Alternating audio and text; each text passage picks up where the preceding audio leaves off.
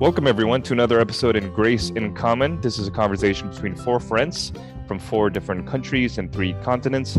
My name is Grace Utanto. I'm a professor of systematic theology here at Reformed Theological Seminary, Washington, D.C. And we're excited today to be joined by Christopher Watkin, our special guest for this episode and the next. He is a professor, associate professor in European languages, and specifically in French studies at Monash University in Melbourne, Australia. But of course, he writes very broadly in philosophy, theology, and more recently, of course, this idea of biblical critical theory. Welcome, Chris.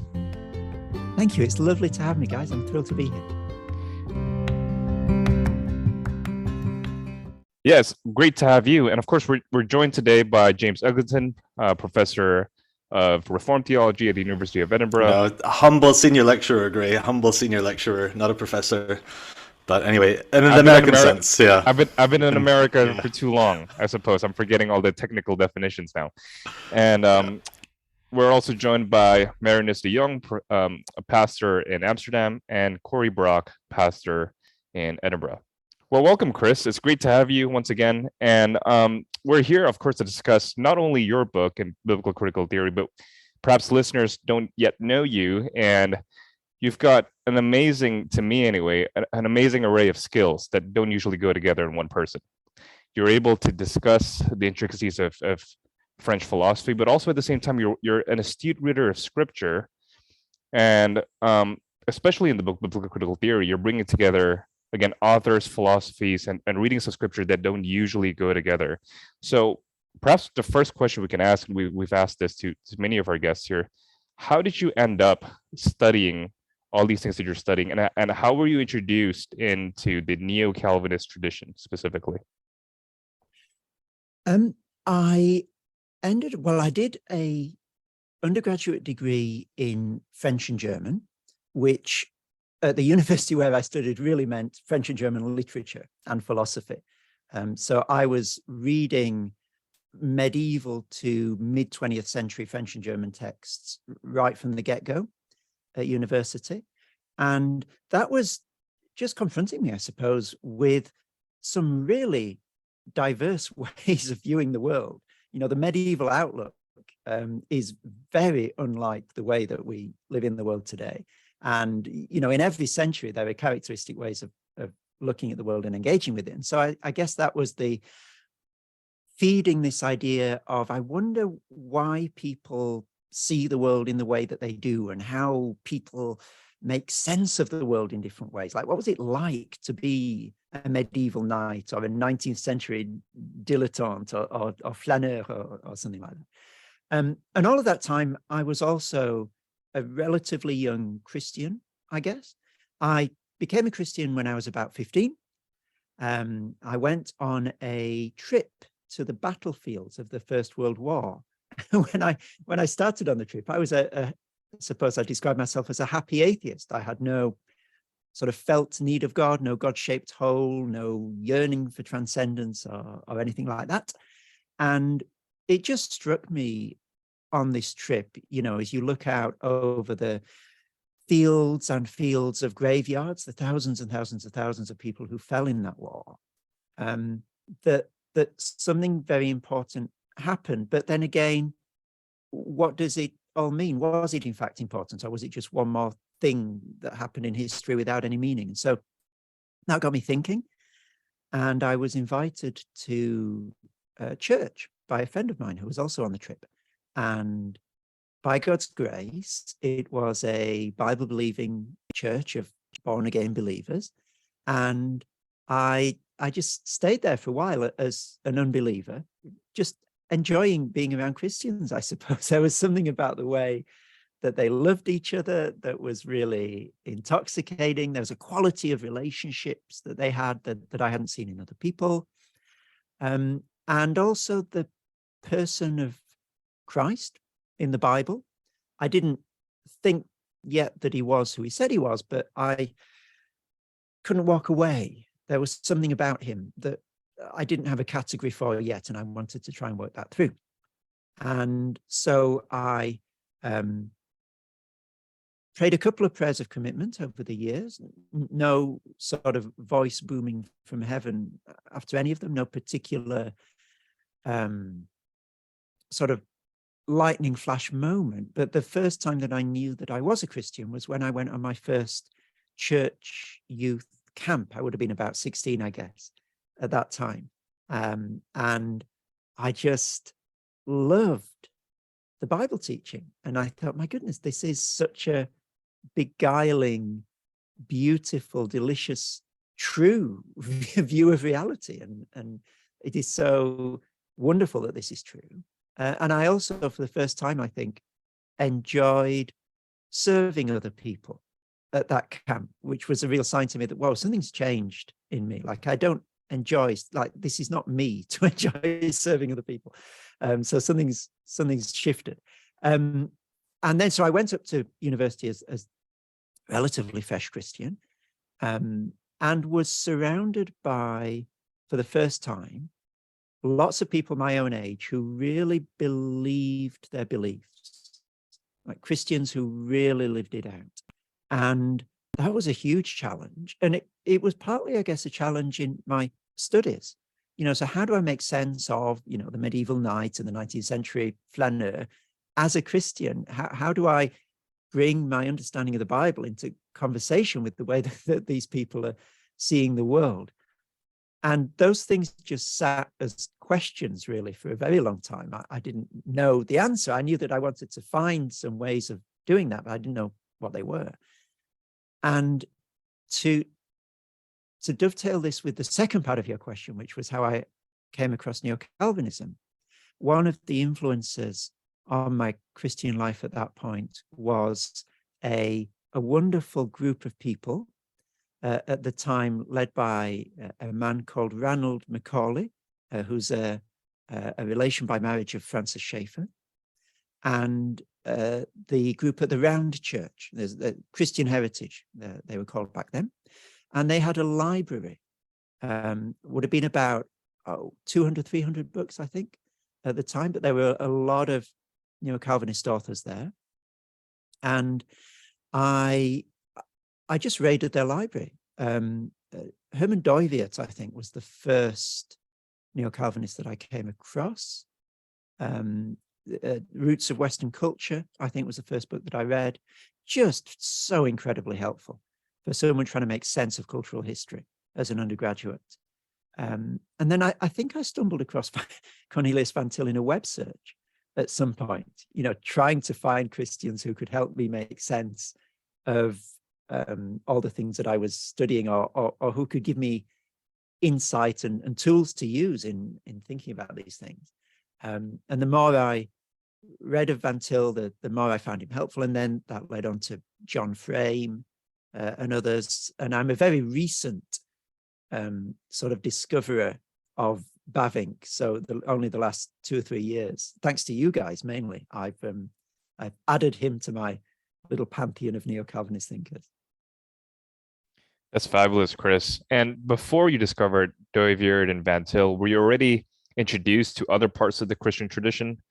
And how was your impression perhaps of neo-Calvinism? Did you find it sort of, because for me anyway, when I was first introduced to Kuyper and the neo-Calvinist tradition, I was steeped into more of the analytic philosophy paradigm and the works of Alvin Plantinga, Nick Wolterstorff. Even though they're kind of neo-Calvinist adjacent, they do sort of receive that tradition in their own unique way, and they're not citing these authors constantly. And I actually found the more holistic emphases of this broader Kuyperian tradition very helpful, even though I retained my analytic philosophical training. So I wonder what your impression was. Was this the first introduction to the Christian intellectual tradition, or was there anything else before that? Yeah. One of the advantages, I guess, of the ways that I discovered these people is that it wasn't in the context of a university course. So the label neo-Calvinism wasn't put on these thinkers. I just pulled Doivier off a bookshelf and read him. And I think the advantage of that was that it wasn't framed as a school of thought in contradistinction to others, but I was simply thinking, what can I use from this book to help me think about stuff? And so there was never, in the early days, a sort of hermetic seal, if you like, between neo-Calvinist thinkers, as I would come to understand them later on, and other Christian thinkers. Everyone was, in a sense, on a level playing field now, is just reading everything, thinking, what can I take from this to make use of it? I think what I found particularly helpful in those early days, especially in Van Til, was that he was perhaps the one Christian thinker I was aware of at the time, and I wasn't aware of that many, that I could see ways that he could be brought into conversation with the people that I was studying in my university course. So it was 20th century French philosophy heavy. I remember one unit I did called Modern Critical Theory, which was my first introduction to people like Derrida and Foucault and Deleuze. And so that was the central gravity of the philosophy in the course. And, here in Van Til was someone who had read Kant and could talk about him in a way that's not just sort of a crib sheet level understanding of him, and who understands the importance of what the people in my course were calling a transcendental critique, critique of the conditions of the possibility of knowledge. And that's what I didn't see in other thinkers at that time. So, you mentioned the analytic guy is incredibly helpful, but I didn't see this same critical approach to what are the limits of our knowledge and what are the conditions of possibility of our knowledge in their thinking, which is, in many ways fair enough. Of course, that's not the game they're playing. They're asking other questions. But I did see those questions in Van Til. And I thought, okay, well, here is someone, therefore, that is asking the same sort of questions as people like Derrida and Foucault on that level, and is a Christian. And so I can see how you would get a conversation going between Van Til and these people in a way that I couldn't really see how you could get a conversation going between other schools of Christian thought and the postmoderns at that time. So, Chris, a question maybe before all of this, actually. So you're from Yorkshire, I think, originally? That's right. And then you went to Cambridge to university, and you're obviously, you were a relatively new Christian at that point, and you had a tremendous appetite for theological reading, as shown by everything you were just saying there, picking up all of these works by theologians. But you didn't used to take a theology degree, so instead you chose after school to study French philosophy. So why did you choose philosophy at that stage of life and gravitate towards that rather than devote yourself to theology in a more focused academic sense? Yeah, the philosophy was part of the degree, so that wasn't evening and weekend reading. It was the theology that was that I just felt necessary to read. I suppose I'm not going to directly answer your question to begin with, but let me just say this. I've really felt the need over the years not to let my academic understanding of my subject outstrip my theological understanding. I just think that's inherently really dangerous, to have a very detailed and fine grasp of an academic subject, but to sort of still be a Christian baby, I think is a recipe for shipwreck. So I just felt the burden to keep the level of my understanding of theology up to speed with the level of my understanding of the subject, which is, of course, always growing and always deepening as you go through undergraduate, postgraduate, and postdoc and that sort of stuff. And so it was the theological reading that was the evenings and weekends job. What was it that you asked there, just James? Because I thought I rather expertly answered the question you didn't ask. Sure. So the question was just why the question you did ask. Why did you gravitate towards a philosophy degree rather than a theology degree? I guess you were probably 17 or 18 at the time, given how serious your reading interests were in theology at that point as well. But maybe one other aspect of that question too is, so at this point in life, you're quite a new Christian, you're reading all of this really intense and substantial philosophy as part of your academic training, and you're also picking up theological works through your church. Who was helping you work out how to relate and integrate philosophy and theology as disciplines? That's a really interesting question. I think the one major influence was going to a church that taught me how to read the Bible, I think, and the sense that there's a great wisdom in the biblical texts, and if we read them carefully, we can dig up a lot of treasure. I think that was a fundamental principle, like how to read the Bible. I'm not sure that anyone in Cambridge at that time was necessarily teaching me how to read philosophy and Christianity together. It was mainly the books that I was reading. So Francis Schaeffer was an early influence, incredibly helpful.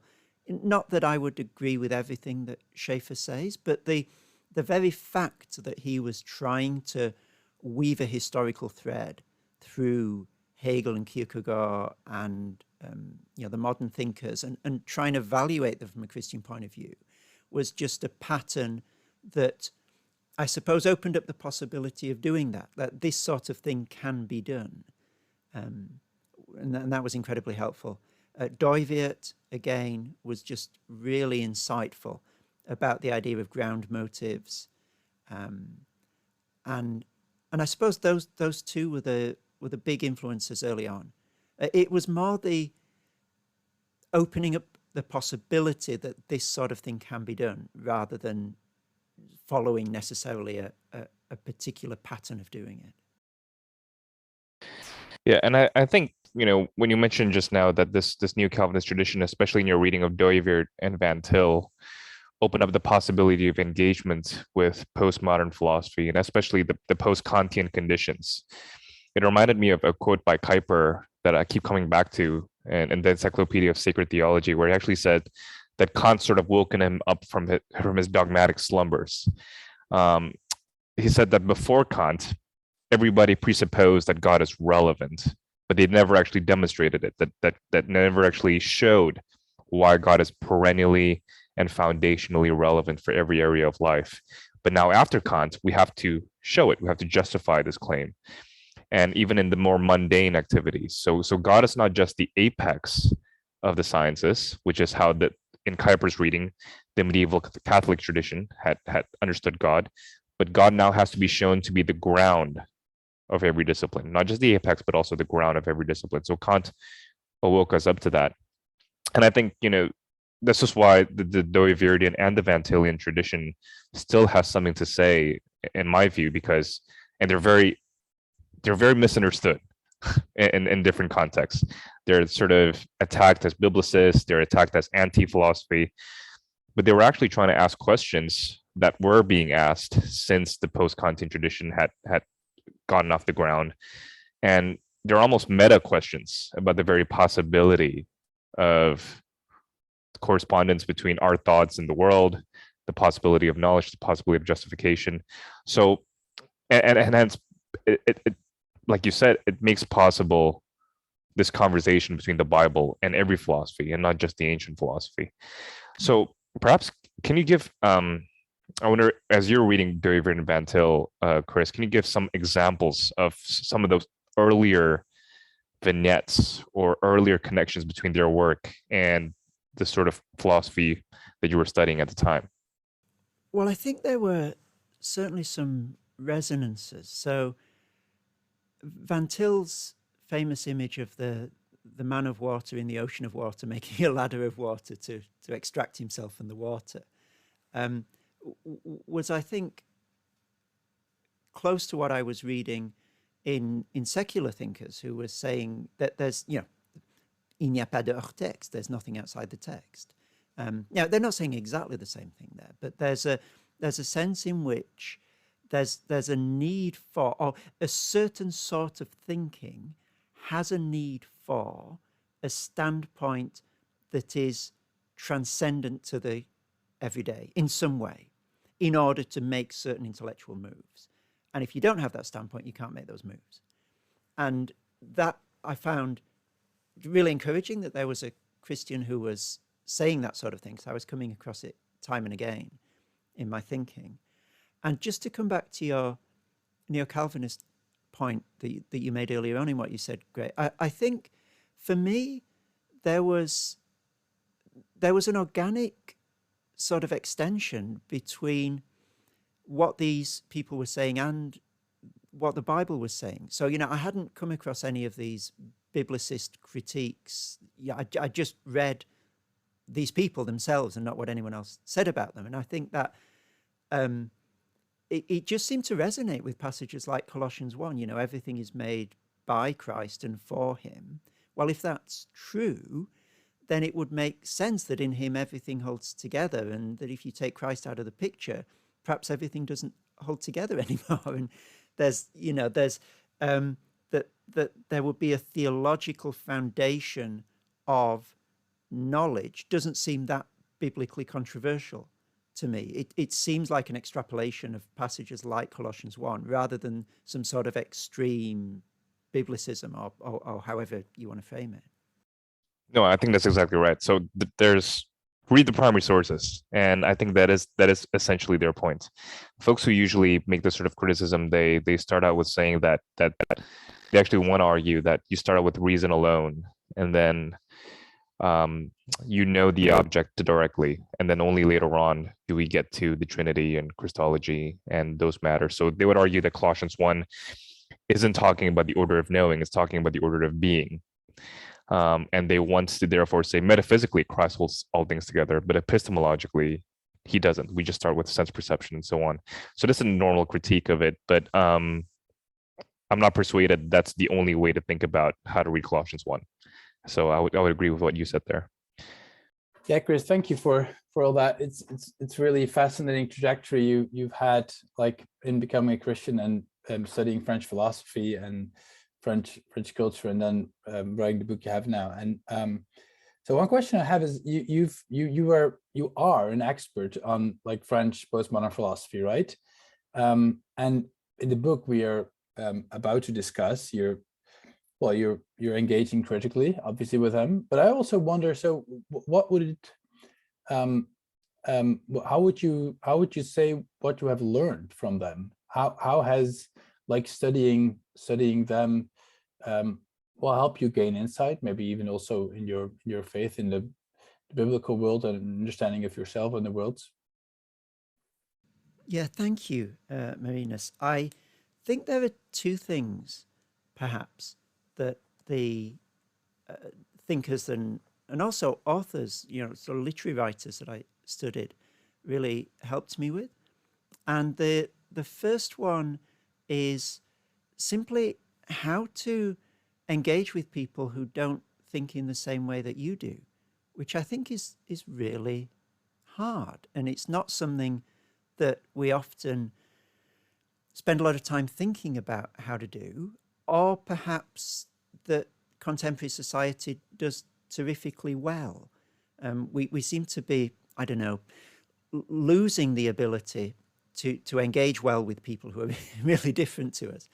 And having to do that day after day after day, to read people who had a very different view of the world to the one I did, was just incredibly helpful. I remember coming across a principle, I think in Paul Ricoeur, where he urges his readers, audi alteram partem, listen to the other side. And learning how to do that in a way that you can articulate a position such that the people who hold the position, when they hear you talk about it, would say, yes, you understand me. You've got where I'm coming from. That is how I would put it. And I think a key moment for me on that journey was realizing that it's not enough just for me to be able to articulate a position where those who hold that position would say, yes, that's true, but I've got to understand why it excites them. I've got to get my head round and, in a sense, feel into why this is an attractive, energizing position, why people want to defend it, why they're annoyed when it gets attacked. And I think that was a key moment in trying to walk in the shoes of, the postmodern philosophers and other people I was reading, and see what the world looks like from their point of view. So that was one of the things that whole trajectory of reading helped me with. And I think another thing that it helped me with was simply how to think about things. Not that you necessarily think in the same way as everyone you read, but when you read lots of very intelligent people writing about things, you learn that it's very rarely as simple as you first thought it was. You sort of come to ideas with these sort of assumptions that, well, of course it's like that. How could it be different? And then you read the book, you think, oh my goodness, you really don't share any of my assumptions, do you? And you are very convinced that you're right. So let me go back and try and think, why do I assume the things that I assume, and what's the basis for that? And let me engage with the very intricate ways in which you sort of try to justify your assumptions. So I suppose it was teaching me to think critically, to use that philosophical jargon, and to be able to dig down and unearth my own assumptions and have a look at them and see where they came from, and to examine other people's assumptions with the same amount of rigor and work out why on earth they were thinking in the strange ways that they were. I think it kind of confirms what you just said, is that when you picked up theological books, you kind of wanted them to like meet up to the standards of the French philosophers you like read before. I mean, do they address the questions they ask, or are they just kind of off the mark, or are they not at that level, right? Yeah, or are they just simply addressing different questions? Like, there's not one set of questions that you must ask, and all the other sets of questions are either derivative or secondary. It's just that, I was reading so much philosophy that was asking these questions of what are the conditions of possibility of knowledge, that's what I wanted to try and bring the Christian tradition into conversation with. And, there are other trajectories that are fine, but that's what I was wanting. That's the entry into sort of the quote unquote modern Western tradition that I had. And so that's what I was wanting to bring things into conversation with. Yeah, thanks, Chris. That's really fascinating. It makes me think a lot about quite an obscure early neo-Calvinist called Adrian Steakite, who we discussed on the podcast a few episodes ago when we were talking about philosophy and theology. So he's this now completely forgotten figure, but was formative for Herman Bavinck in his early education in philosophy as well. And Steakite advised anyone who wants to study theology to dedicate yourself first to the study of one particular philosopher, do a deep dive, really wrestle with the complexities of that person's thinking, but actually to do all of the things that you were just saying that you learned, that it forces you to reckon with the whole shape of someone's thought, with the really wrestling with the reasons that they draw particular conclusions, and wrestle with the assumptions and starting points they have that will be very different from your own. But also for him, part of the virtue of that exercise was that it gives you a really healthy measure of respect for the power of someone's mind, even if they're in a completely different camp to you, and you have to take them seriously. And once you've learned to do that, it really dissuades you from relying on straw men in the future, and instead you become much more persuasive as a theologian. At least that was Steakite's kind of reasoning. So it's fascinating to hear your story, which is really recognizable. One thing that Steakite did when he made that kind of argument to theology students that they probably should have studied a philosopher first was argue that they should study Plato for him that Plato was his favorite philosopher, but he said study someone. So for you, I think that was Derrida more than anyone, as your main kind of sparring partner. Are there particular, or Derrida was your main formative influence then in that regard? But if you could choose, for example, let's say 3 philosophers that you've studied in that kind of a context, to say for Christians who are thinking maybe about studying theology, and if you want to follow that kind of Steakite pattern, where doing a deep dive on a particular philosopher will really help you, which three names would you pick? So I've already asked my co-host this in a previous episode, but we have a proper philosopher here on the show this week, so very keen to know who you would choose. It's a fascinating question and really, really hard to answer.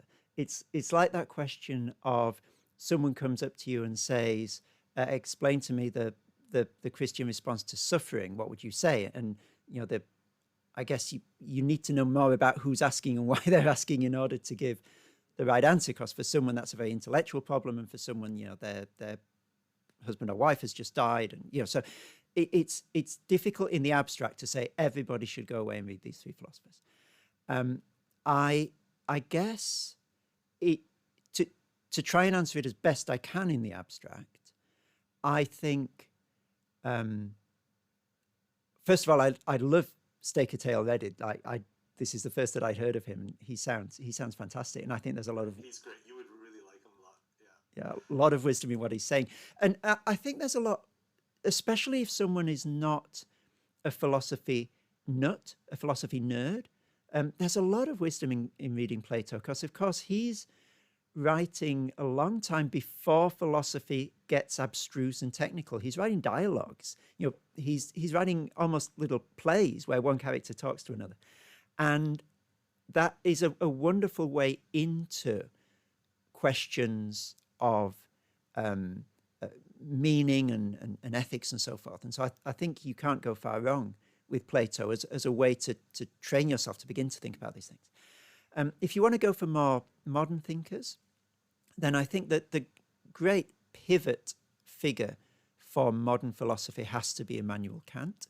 I mean, he's heavier going than Plato, to be sure. And if he's the first philosopher you read, you're going to want a strong coffee and you're going to want to carve out quite a while to chew through things slowly. But Kant's Critique of Pure Reason, I think, is an important book for anyone who's serious about philosophy to try and get their heads around.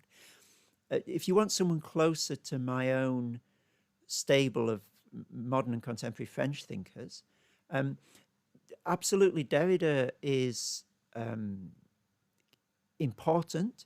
He's tough to read. He's got a literary sensibility and a way with words that takes feeling into. And my own experience with him was that you've got to stick with him, reading him and not understanding him, in the fervent hope that you will understand him for quite a while before the penny suddenly drops. And when it drops, you can see that he keeps making the same moves over and over again, or similar moves in his different texts. But until you get a nose for those moves, it's really tricky. So he's probably not a first philosopher to read by any means. Another recent philosopher who I think many readers would find really, really interesting, who's sort of on the edge of what sometimes gets called the postmodern stable, but thinks differently and writes differently, is a guy called Bruno Latour, who died just a few weeks ago, in fact. And he's got some very interesting things to say about our relationship to objects in the world and the networks in which we find ourselves. Interesting things to say about science and how it gets done, how truth in science gets produced, that sort of thing. So he'd be, for many people, he'd be really interesting and really worth reading. Since coming back to the States again now to work, last time I was really living here, I was a student, and what I've noticed about the American scene anyway is that there's a greater sense of polarization here, right, between left and right, about all sorts of political issues. And I feel like it's trickled down to the theological and philosophical scene, especially within evangelical and reformed circles. And sometimes they would say, well, a lot of the errors that have come our way is actually precisely through the rise of Immanuel Kant. And so theology should just retrieve those thinkers prior to Kant, and Kant should be identified as the boogeyman that he is, that because of him now the structure of knowledge is different, objective reality is no longer accessible to the human mind, realism is traded in for transcendental idealism. How would you respond to that sort of objection, perhaps, to your suggestion that we ought to actually when we are serious about philosophy, go through still Immanuel Kant. Thank you, Gray. I think that, so let me lay out a general principle first and then try and do something with Kant specifically afterwards.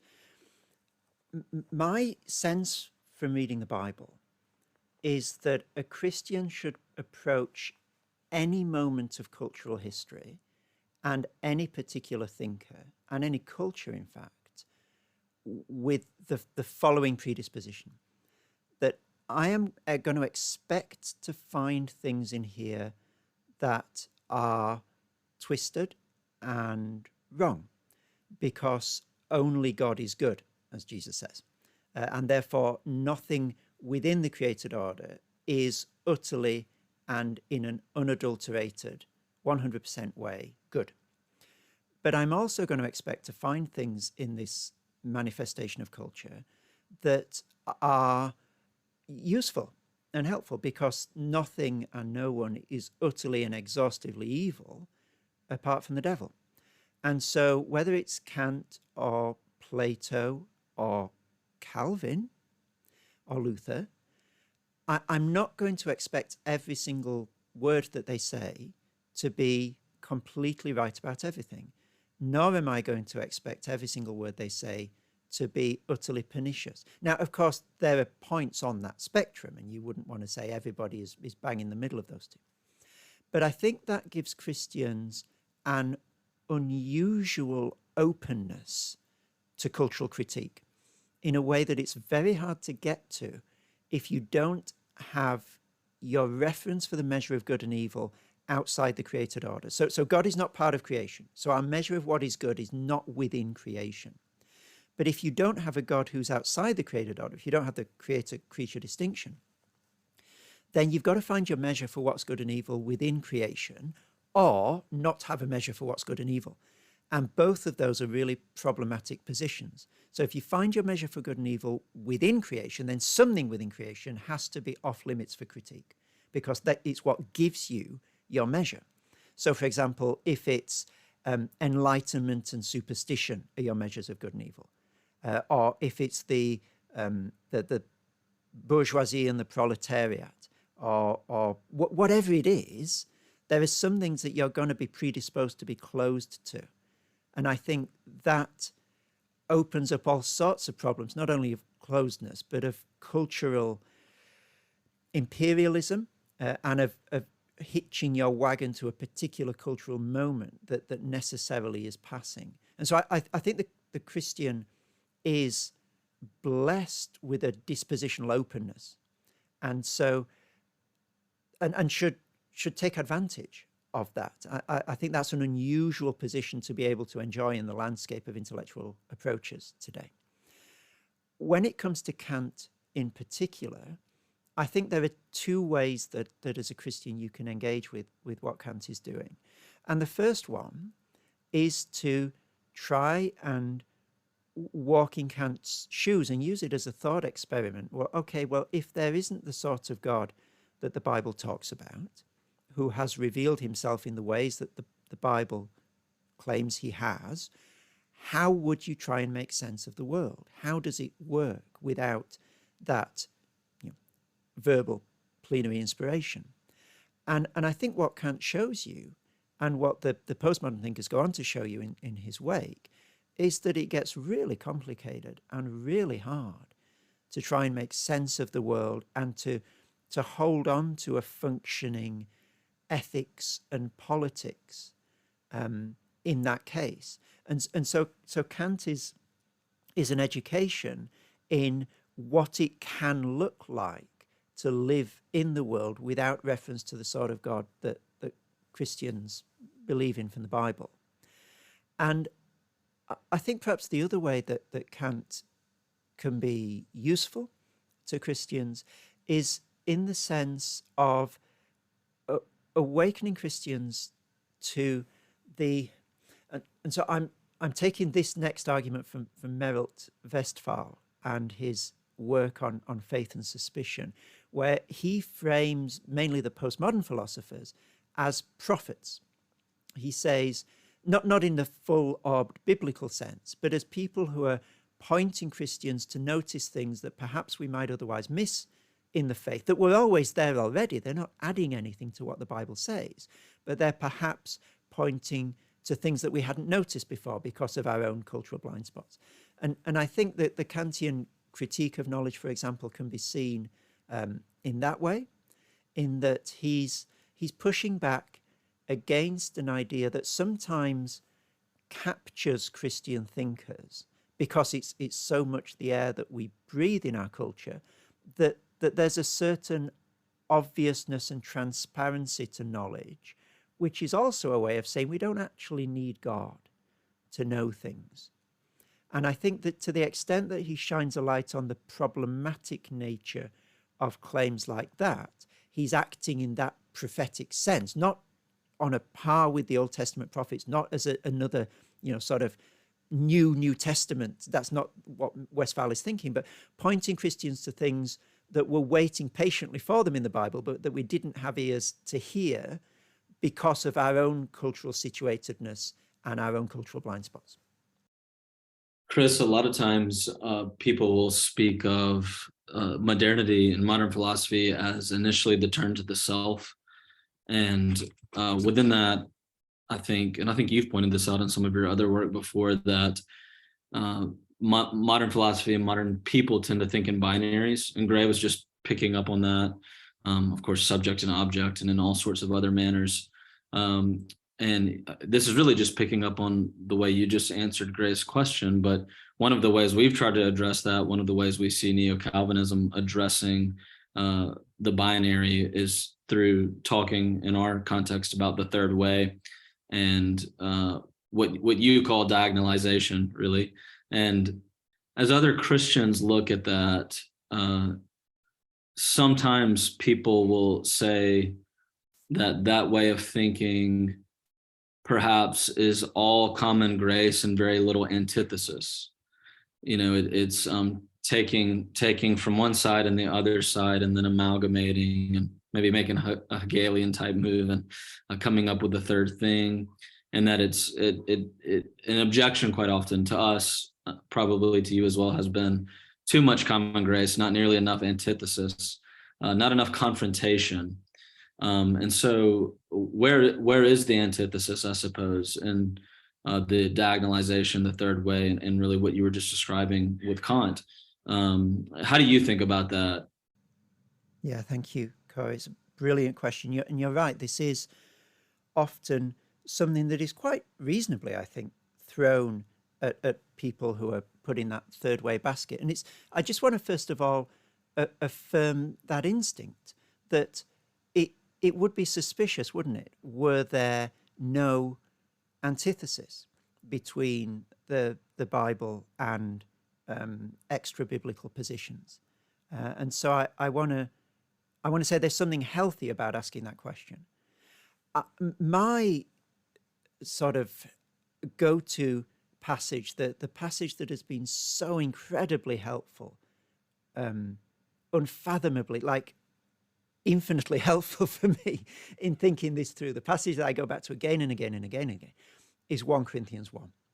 Because I think what Paul is doing in that passage is just jaw-droppingly brilliant in terms of cultural critique, because he takes Greek, the Greek desire for wisdom and the Jewish desire for miraculous signs, which later in the passage he says is all about power. What they want is power. So there's wisdom and power.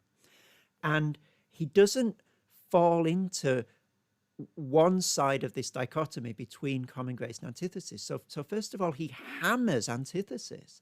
He says that the cross of Christ is foolishness to the Greeks. In other words, you couldn't get further away from what you think you're looking for than the cross. You want wisdom, the cross is foolish. And to the Jews, he says, you want power, the cross is weakness. You can't water that down. That is, triple distilled antithesis. But then what he does later on in the passage is he goes all out. He fires both barrels for fulfillment. He says that the foolishness of God is wiser than human wisdom, and the weakness of God is stronger than human strength. So he compares the two. And he says, if you want real wisdom, if you want the full sort of uncensored version of wisdom, you Greeks, you need to go to the cross, because that is true wisdom. That is real wisdom. So the fulfillment of what you're searching for is found in the cross. And the brilliance of the passage is that he holds both of those things together without them being in tension with each other. So he's your antithesis guy, and he's your fulfillment guy. And that's the pattern that I try to use in the way that I try to do cultural critique as well. It's not, you don't play antithesis off against fulfillment, because at the moment you begin to do that, you've become sub-biblical, and you've created a dichotomy out of what the Bible and Paul, especially in 1 Corinthians 1, holds together. So the biblical pattern is you've got to be all-out antithesis and full-on fulfillment. Now, it's tricky often to know how to hold those together, but that's the biblical standard, I think, to which we need to hold ourselves. So the way that cultural critique sometimes gets passed out in the contemporary church, where you've got your antithesis people who are sort of pointing the finger, oh, here you go again, you fulfillment people, saying that the culture is just a watered-down version of the Bible, we've heard it all before. And your fulfillment people pointing the finger at the antithesis people and saying, you just want to flee away from the culture, you don't realize how it's already influencing you, that sort of thing. It really is, as Whitfield, I think, once said, you put away your swords. There should be no battle here. Look at Paul. He is doing both of these things in harmony. And now the second part of your question was about diagonalization. Do you want me to go straight onto that, or do you want to come back on 1 Corinthians 1? No, go for it, and then I'll come back. Okay. So the diagonalization thing, I think it's sometimes misunderstood, and the third way is sometimes misunderstood in the following terms. So it's understood to mean you start by looking around in society, you find a dichotomy, you think, okay, well, let's split the difference between those two things and find some nice middle position, some cardigan and slippers, pipe smoking position that's not offensive to anyone, and let's stand there. But as I understand it, that's exactly the opposite of what Christian critique over the centuries since Augustine's City of God has been doing, which is that you start not with where the culture is, but you start with a complex biblical reality. So take, for example, the image of God. And there's both an exaltation of humanity in the image of God, because we're the image of God. Nothing else in the whole creation is in the image of God. There's incredible dignity in that. But there's also quite an aggressive humbling of humanity in the image of God, because we're the image of God and not God himself, therefore, and not those who have the right to determine for ourselves what is good and evil in creation, and so forth. And so there's a sense in which the biblical reality doesn't split those two things apart. There's a rich harmony of dignity and humbling in the image of God that is a whole. And what modern society does is it's the one that splits those two things apart. So you have two senses of the human being circulating in modern Western society, one of which is I guess, encapsulated and inaugurated to some extent in Thomas Hobbes's Leviathan, that great foundational text of modern political thinking, where he comes straight out with it in the early chapters, and he says, look, human beings are just cogs and springs and wheels. We're machines. That's how you must understand human beings. So there's that one understanding, we're machines, and others will say we're simply animals. There's no difference, no qualitative difference between humans and other animals. And then there's another idea of human beings circulating in the modern world, which essentially puts us in the position of the voluntarist God, and says, you should define for yourself the meaning of existence and what is good and what is evil by exercising your will. And John Milbank is really good on this in the opening chapters of Theology and Social Theory, where he traces the way in which we've got to this idea of human beings through anthropologizing the God of voluntarism through Thomas Hobbes and others. And so it's modern society that dismembers the image of God and says, okay, you're an animal, and a machine on the one side. Oh, and by the way, you're also a God, a reality-defining, meaning-defining, good-defining deity on the other side. Now go figure. And what the Bible does then is it cuts across that distinction, not to say we need to split the difference between being a machine and being God. No, no, no. It's the split was in pulling those two aspects of the image of God apart from each other to begin with. And what we need to do is not find a third way, but actually go back, if you like, to the first way. Say that the problem is having dismembered the image of God to begin with. And so you're pointing people back to the idea that there needn't be this dichotomy. There needn't be this tension between a debasing idea of the human, you are nothing but a machine, and an unhealthily, dangerously hyper exaltation of the human. You, oh, and by the way, everyone around you as well, should be able to define reality in your own image. That's the pathology that diagonalization diagnoses, but its prescription is not split the difference. Its prescription is realize that these are dismembered limbs of a beautiful, harmonious biblical whole, and we need to reclaim that harmony. That's so helpful and fantastic stuff, and such a clear explanation. So I don't really want to add much to it. I'm thankful for the way you talked us through that. I think I've tried to say to others in this conversation that confrontation is basic to the entire enterprise, and yet in it we seek the good of the other that we encounter, right? So ultimately this attempt at the third way is a ministry. We desire their own faith, and so there's a winsomeness about it, but also a confrontation that is basic to the entire enterprise. And Paul hits both of those in 1 Corinthians 1, doesn't he? Like he is not watering down his confrontation, but neither is he watering down his winsomeness, in his sense that, you know, there's a pathos in the position of the Greeks. They're searching for this thing that they know is valuable, but, you know, to use the cliche, in all the wrong places. And he wants to show them, if you're really serious about looking for wisdom, dare to seek it in the last place you would ever think of finding it, which is at the foolishness of a criminal dying in agony on a cross. And if you're really committed to wisdom, then perhaps if you can get over your revulsion to looking at the cross, that may possibly be, dear Greeks, where you might be surprised to find it. Chris, thank you so much. It's been fantastic to talk with you. We can't wait till you're back next time to talk with us about your book, Biblical Critical Theory. It's a book that we've read and we love, and we're looking forward to the next conversation. For now, thank you for listening to the Grace in Common podcast. We would love to hear from you. So if you have comments, suggestions, topics that you'd like to see us talk about, please do reach out to us. You can do that on social media, or you can email us at graceincommonpodcast@gmail.com. If you're interested in what we do and want to support us, we also have a donor box link that will be in the show notes, along with Chris's bio and his books. Thanks for listening, and we'll see you next time at Grace in Common.